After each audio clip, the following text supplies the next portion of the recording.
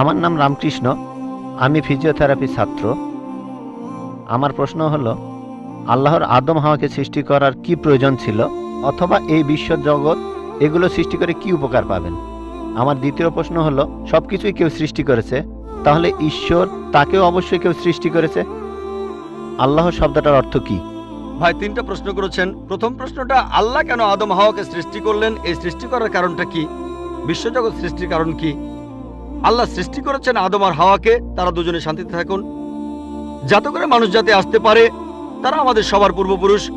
পবিত্র কোরআনে সূরা হুজুরাতের 13 নম্বর আয়াতে উল্লেখ করা হয়েছে, يا أيها الناس إنا خلقناكم من ذكر وأنثى وجعلناكم شعوبا وقبائل لتعارفوا إن أكرمكم عند الله أتقاكم إن الله عليم خبير। হে মানুষ জাতি, আমি তোমাদের সৃষ্টি করেছি এক পুরুষ ও এক নারী হতে, আর তোমাদের বিভক্ত করেছি বিভিন্ন জাতি আর গোত্রে, যেন তোমরা অন্যের সাথে পরিচিত হতে পারো। এই জন্য নয় যে অন্যকে ঘৃণা করবে। আর আল্লাহর কাছে অধিক মর্যাদা সম্পন্ন সেই ব্যক্তি যার আছে তাকওয়া। আল্লাহ যেটার মাধ্যমে মানুষের বিচার করেন, টাকা পয়সা নয়, গায়ের রং নয়, জাতি বা গোত্র নয়, ধর্মমত নয়, সেটা হলো তাকওয়া। সেটা হলো আল্লাহকে মানা, ন্যায়পরায়ণতা, ধার্মিকতা। তাহলে আদম আর হাওয়া আলাইহিস সালাম তারা আমাদের সবার পূর্বপুরুষ। আপনারও পূর্বপুরুষ, আমারও পূর্বপুরুষ, সব মানুষের।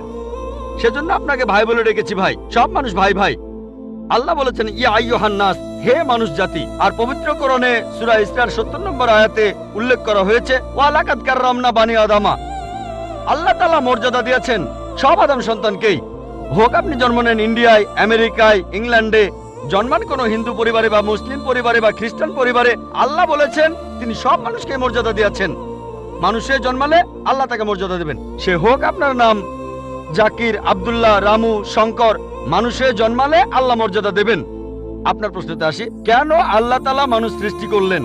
আল্লাহ মানুষ সৃষ্টি করেছেন কারণ আল্লাহ বলেছেন মানুষ হলো আল্লাহ সৃষ্টির মধ্যে সেরা। আল্লাহ তাআলা অন্য যা কিছু সৃষ্টি করেছেন তা আল্লাহকে মানে। ফেরেশতা সৃষ্টি করেছেন, আল্লাহ যে আদেশই দেন ফেরেশতাগণ সে আদেশ পালন করেন, তাদের নিজস্ব ইচ্ছা নেই। মানুষ হলো আল্লাহ তাআলার এমন এক সৃষ্টি যার নিজের ইচ্ছা আছে। আমরা তার কথা মানতেও পারি, নাও মানতে পারি। তাই আল্লাহ আমাদের সৃষ্টি করেছেন, আমরা হলাম তার সৃষ্টির সেরা, আশরাফুল মাখলুকাত। তবে আমরা আল্লাহ তাআলার কথা মানতে পারি, নাও মানতে পারি। যদি আল্লাহর আদেশ মানেন তাহলে জান্নাতে যেতে পারবেন, তাহলে বেহেশতে যাবেন, স্বর্গে যেতে পারবেন। যদি আদেশ না মানেন তাহলে জাহান্নামে যাবেন, দোজখে যাবেন। তাহলে এই জীবনটা পরকালের জন্য পরীক্ষা। পবিত্র কোরআনে সূরা মুলকে 2 নম্বর আয়াতে উল্লেখ করা হয়েছে, আল্লাযী খালাকাল মাউতা ওয়া হায়াতা। আল্লাহ তাআলা সৃষ্টি করেছেন জীবন ও মৃত্যু তোমাদের পরীক্ষা করার জন্য। তাহলে এই জীবনটা হলো পরকালের জন্য পরীক্ষা। তাহলে আল্লাহ মানুষ সৃষ্টি করেছেন। আর আল্লাহ বলেছেন সূরা জারিয়াতের 56 নম্বর আয়াতে উল্লেখ করা হয়েছে, ওয়া মা খালাকতুল জিন্না ওয়াল ইনসা ইল্লা লিয়াবুদুন। আমি সৃষ্টি করেছি জিন ও মানুষকে যেন তারা আমার ইবাদত করে। তাই আমাদের উচিত আল্লাহ তাআলার আদেশ নিষেধগুলো মেনে চলা। তাহলে আমরা আল্লাহ সুবহানাহু ওয়া তাআলার অন্যরকম সৃষ্টি যার নিজস্ব ইচ্ছা আছে। আমরা আল্লাহ তাআলার আদেশ মানতে পারি, আবার নাও মানতে পারি। অন্যান্য সকল সৃষ্টি যেমন তারা, গাছ, পাহাড়, পবিত্র কোরআন বলছে তারা আল্লাহ তাআলাকে সেজদা করে, তার সামনে নতজানু হয়, আল্লাহকে মানে। আমাদের স্বাধীন ইচ্ছা আছে, আল্লাহ আমাদের এই স্বাধীন ইচ্ছা দিয়েছেন। এই স্বাধীন ইচ্ছা নিয়ে যদি আল্লাহকে মানেন, আপনি তাহলে ফেরেশতাদের উপরে চলে যাবেন। আর যদি আল্লাহ তাআলাকে না মানেন, তখন হবেন শয়তানের সহযোগী। আল্লাহ আমাদের সৃষ্টি করেছেন পরকালের পরীক্ষার জন্য। আপনার দ্বিতীয় প্রশ্নে আসি, সবকিছুর একটা স্রষ্টা আছে, আল্লাহকে বানিয়েছে কে? যদি কেউ বলে সবকিছুরই একটা স্রষ্টা আছে, কথাটা ঠিক নয়। সব সৃষ্ট জিনিসের স্রষ্টা আছে। আল্লাহ তাআলার সংজ্ঞা হচ্ছে তাকে কেউ সৃষ্টি করেনি। যখনই বলবেন কে আল্লাহকে বানিয়েছে, সে আল্লাহ নয়। আল্লাহ তাআলার সংজ্ঞা হচ্ছে তিনি সৃষ্টি হননি। ধরেন এক লোক আপনাকে বলল যে ভাই, আমার বন্ধু জন, সে হাসপাতালে ভর্তি হয়েছে, সে একটা বাচ্চার জন্ম দিয়েছে। বলতে পারবেন এই বাচ্চাটা ছেলে না মেয়ে? বলতে পারবেন? চেষ্টা করেন, দেখেন। পারবেন না কেন? ছেলে না মেয়ে? হ্যাঁ না। ধরেন ভাই জন, সে হাসপাতালে ভর্তি হয়েছে, সে একটা বাচ্চার জন্ম দিল। এই বাচ্চাটা ছেলে না মেয়ে? আপনি বলতে পারবেন? না না। 50% চান্স ছেলে না মেয়ে। লোকজন সবাই হাসছে কেন? বলতে পারবেন? পারবেন না কেন? যে উত্তরই বলেন সেটা কি ঠিক হবে? চেষ্টা করে দেখেন, যে বাচ্চাটা জন্মালো সে কি ছেলে না মেয়ে? চেষ্টা করেন। মেয়ে। মেয়ে। ভাই, পুরুষ লোক কি বাচ্চার জন্ম দিতে পারে? হ্যাঁ, এখানে আপনি ভুল করেছেন। একইভাবে ভুল করেছেন যখন বললেন কে আল্লাহকে বানিয়েছে। পুরুষ লোক কোনো বাচ্চার জন্ম দিতে পারে না, তাহলে তো মেয়ে বা ছেলে হওয়ার প্রশ্নই আসে না। এখন কি আপনি বুঝতে পেরেছেন? হ্যাঁ, বুঝতে পেরেছেন, এই তো ভালো। পুরুষ লোক কোনো বাচ্চার জন্ম দিতে পারে না, তাহলে তো ছেলে বা মেয়ে হওয়ার কোনো প্রশ্নই আসে না। যখন প্রশ্ন করলেন কে আল্লাহকে সৃষ্টি করেছে, আল্লাহর সংজ্ঞা হচ্ছে, ঈশ্বরের সংজ্ঞা হচ্ছে তিনি সৃষ্টি হননি। যখনই বলবেন কে আল্লাহকে বানিয়েছে, সে আল্লাহ নয়। ওয়ালাম ইয়াকুল্লাহু কুফুয়ান আহাদ, তার সমতুল্য কেউ নেই। এবারে আপনার শেষ প্রশ্নটাতে আসে, আল্লাহকে। আল্লাহকে সবচেয়ে সেরা সংজ্ঞাটা আছে পবিত্র কোরআনের সূরা ইখলাসে 1 নম্বর থেকে 4 নম্বর আয়াতে উল্লেখ করা হয়েছে। এখানে বলা হয়েছে যে কুল হুয়াল্লাহু আহাদ, বলো তিনি আল্লাহ এক, অদ্বিতীয়। আল্লাহুস সামাদ, তিনি অবিনশ্বর, চিরস্থায়ী। লাম ইয়ালিদ ওয়া লাম ইউলাদ, তিনি জন্ম নেননি, কাউকে জন্ম দেননি। ওয়া লাম ইয়াকুল্লাহু কুফুয়ান আহাদ, তার সমতুল্য কেউ নেই। এই হলো 4 লাইনের সংজ্ঞা আল্লাহ সুবহানাহু ওয়া তাআলার। যদি কোনো মানুষ, যদি কেউ বলে যে অমুক লোকটা আল্লাহ, সেই লোক যদি এই 4টা শর্ত পূরণ করতে পারে, আমাদের মুসলিমদের কোনো আপত্তি থাকবে না সেই লোককে আল্লাহ বলে মেনে নিতে।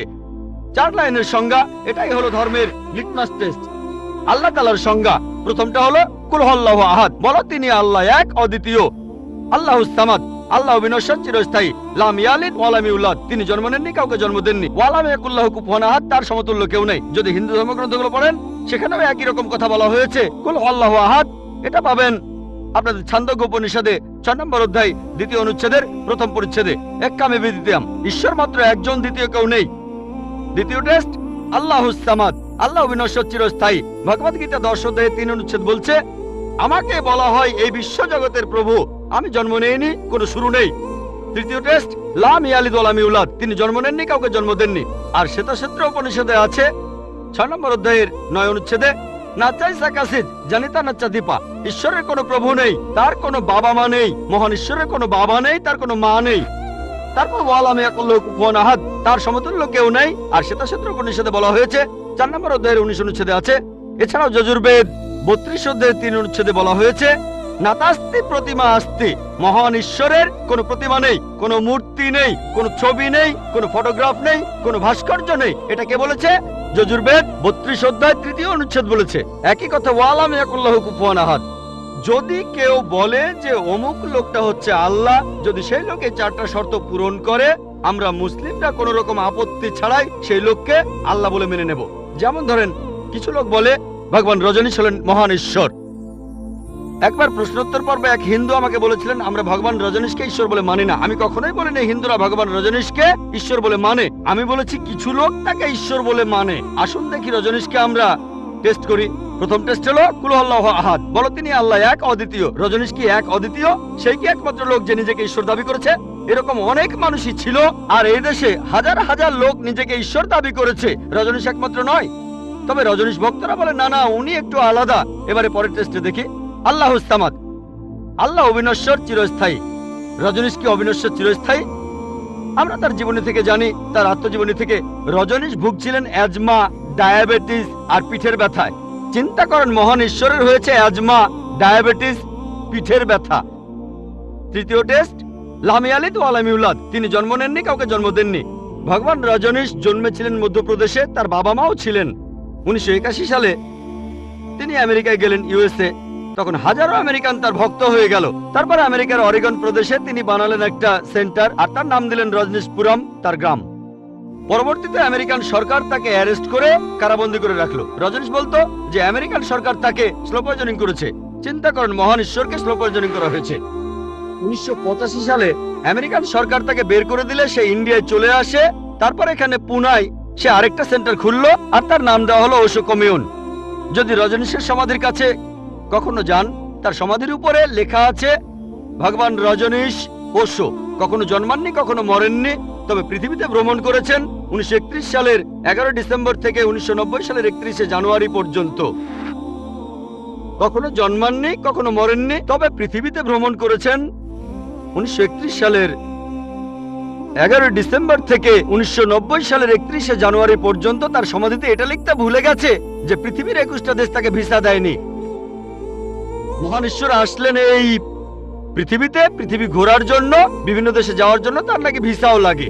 তখন গ্রিসের আর্কবিশপ বলেছিলেন, যদি রজনীশকে এই দেশ থেকে তাড়িয়ে না দেওয়া হয়, আগে তার ঘর পোড়াবো, তারপর ভক্তদের ঘর পোড়াবো। শেষ টেস্ট ওয়ালাম ইয়াকুল্লাহু কুফুয়ান আহাদ। পরীক্ষাটা এতই কঠিন যে একমাত্র আল্লাহ ছাড়া কেউই পাশ করবে না। যখনই আল্লাহর সাথে কারো তুলনা করবেন, সে আল্লাহ নয়। ওয়ালাম ইয়াকুল্লাহু কুফুয়ান আহাদ। এখন ভগবান রজনীশ অন্য অনেক মানুষের মতো মুখে দাড়ি ছিল, একটা নাক, দুটো চোখ, দুটো কান, দুটো হাত।